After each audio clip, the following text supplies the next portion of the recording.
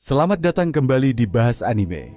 Hari ini kita akan membahas sebuah teori gila yang bisa jadi mengubah segalanya dalam dunia One Piece. Sebuah teori yang selama ini hanya dibisikkan oleh para penggemar berat, tapi perlahan mulai terlihat masuk akal. Apakah mungkin Luffy akan menghancurkan Red Line? Yap, daratan raksasa yang memisahkan lautan dan menjadi fondasi utama pemerintah dunia. Jika Red Line dihancurkan, dunia One Piece akan bersatu, dan mungkin ini adalah tujuan utama dari Joy Boy yang selama ini ditunggu. Mari kita mulai dari dasar. Red Line adalah dinding batu raksasa yang membentang mengelilingi dunia secara vertikal, membelah lautan menjadi 4 bagian utama, yaitu East Blue, West Blue, North Blue, dan South Blue. Di tengah-tengah dunia, Grand Line membentang secara horizontal. Kedua garis ini, Red Line dan Grand Line, menciptakan sistem pembatas yang sangat kuat, membuat perpindahan antar lautan menjadi sulit, dan menciptakan isolasi dalam skala global. Di puncak Red Line berdiri Mariajoa, pusat kekuasaan pemerintah dunia, dan tempat tinggal para Tenryu Ubito. Tempat ini bukan hanya markas kekuasaan, tetapi juga simbol kesenjangan sosial yang sangat mencolok. Para penguasa hidup di atas awan, sementara rakyat biasa hidup di bawah penindasan dan ketakutan. Jika kita berpikir tentang bagaimana dunia bisa dibebaskan dari belenggu sistem lama ini, maka menghancurkan Red Line adalah tindakan paling simbolis dan revolusioner yang bisa terjadi. Dan siapa lagi yang bisa melakukannya kalau bukan Luffy? Saat ini, Luffy sudah diakui sebagai Joy Boy, baru oleh Zunisha, makhluk raksasa yang hidup sejak zaman dahulu kala. Joy Boy adalah sosok yang di masa lalu gagal memenuhi janjinya kepada Fishman Island. Tapi sekarang, harapan itu hidup kembali dalam diri Luffy. Dia bukan hanya bajak laut, tapi simbol kebebasan sejati. Dalam konteks ini, penghancuran Red Line bukan hanya tentang geografi, tetapi tentang menjatuhkan sistem yang selama ini menindas dunia. Red Line adalah penghalang dunia fisik, tapi juga dinding pemisah antara rakyat dan penguasa.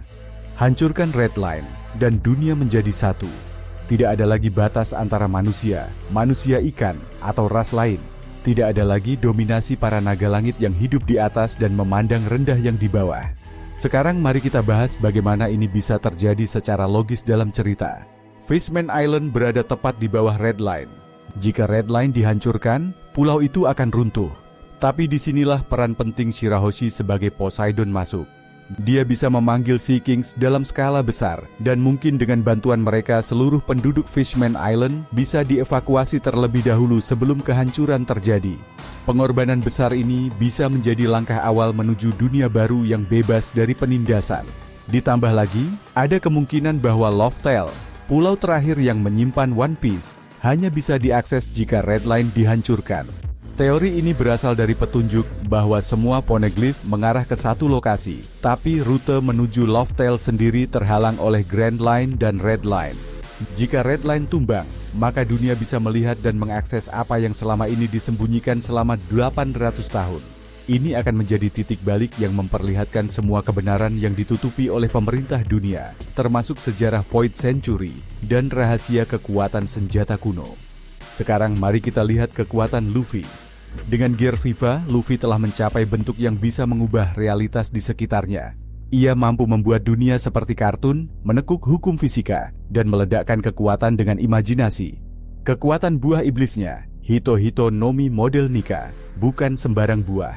Ia adalah buah iblis yang ditakuti oleh pemerintah dunia, karena dianggap bisa membawa tawa dan pembebasan kepada seluruh umat manusia. Gear 5 bukan hanya kekuatan fisik, tapi juga simbol dari harapan dan tawa yang membebaskan. Bayangkan jika kekuatan itu digunakan untuk menghancurkan sesuatu sebesar Red Line. Namun tentu saja Luffy tidak akan melakukannya sendirian.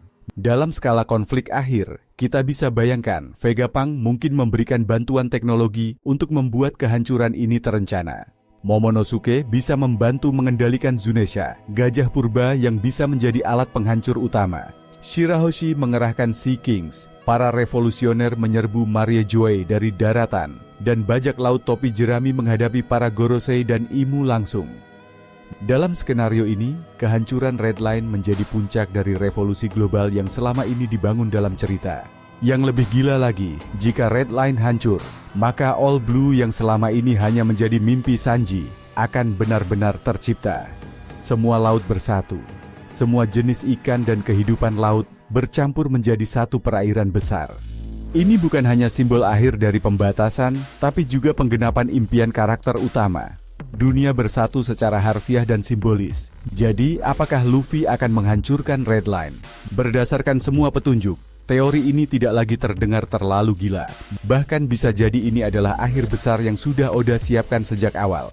Sebuah ledakan besar yang bukan hanya menghapus batas fisik dunia, tetapi juga membuka rahasia, memecah sistem korup, dan membawa dunia ke era baru. Era di mana tidak ada lagi Raja Dunia, tidak ada lagi langit dan tanah yang memisahkan manusia. Tulis pendapatmu di kolom komentar.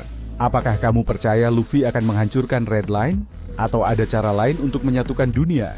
Jangan lupa like, subscribe, dan nyalakan lonceng notifikasi agar tidak ketinggalan bahasan teori paling gila dan mendalam dari dunia One Piece hanya di Bahas Anime.